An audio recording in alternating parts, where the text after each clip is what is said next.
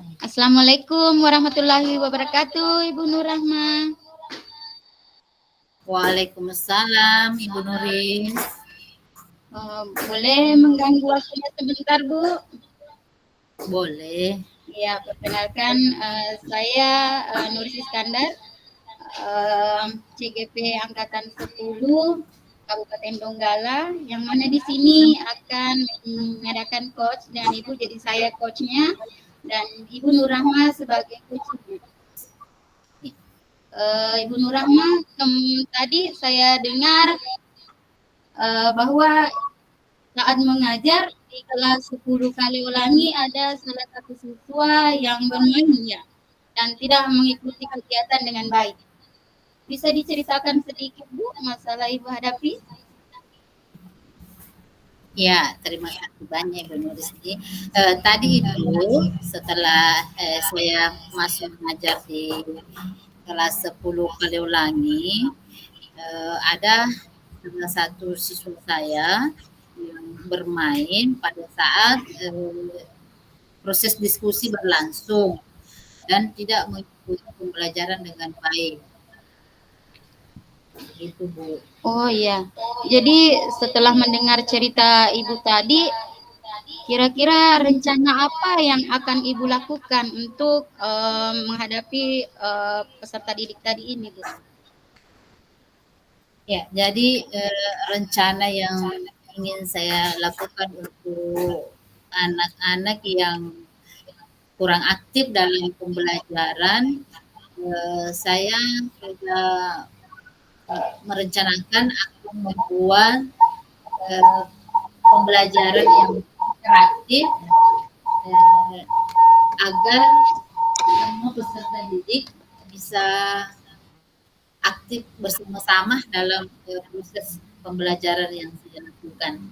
Karena saya sadar Bu, eh, pembelajarannya selama ini masih bersifat monoton.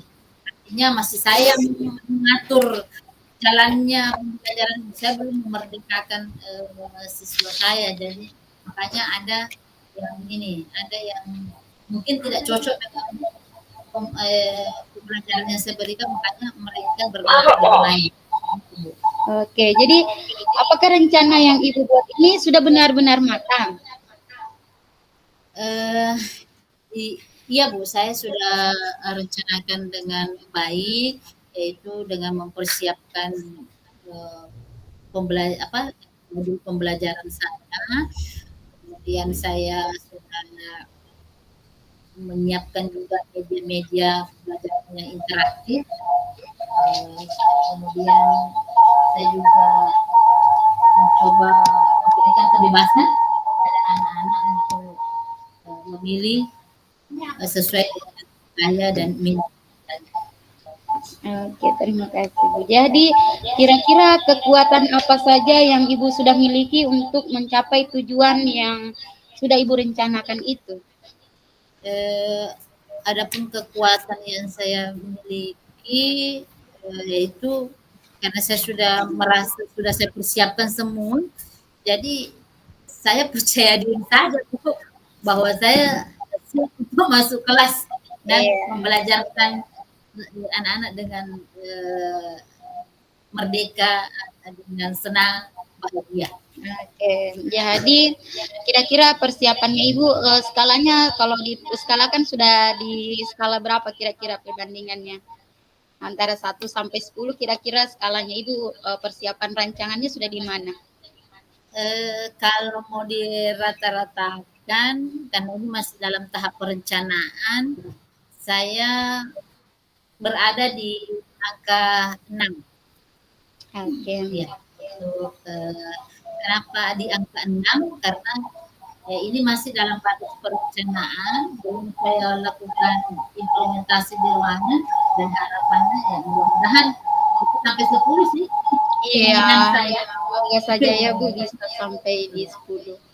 Jadi kira-kira apa strateginya Ibu yang akan Ibu gunakan untuk mencapai tujuannya tadi itu yang Ibu sudah rencanakan?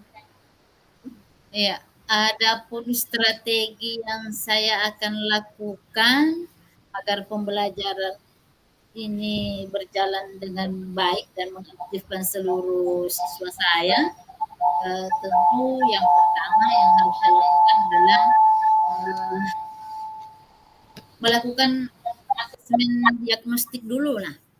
Melakukan asesmen diagnostik dulu untuk memetakan gaya belajar dan minatnya peserta didik.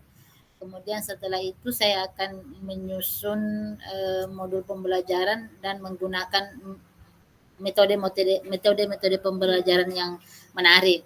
Setelah itu saya siapkan media yang sesuai dengan minat dan bakat siswa yang sudah saya petakan tadi.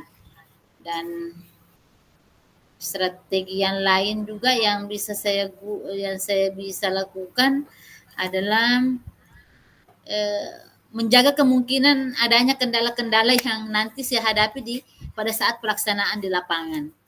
Begitu, Bu. Oke, terima kasih, Bu. Jadi apa sudah ada gambaran ukuran keberhasilan tujuan yang sudah Ibu buat? Kira-kira keberhasilannya atau gambaran-gambarannya, oh saya kira-kira seperti ini nantinya. Gambaran-gambaran keberhasilan dari tujuan yang Ibu rencanakan tadi itu.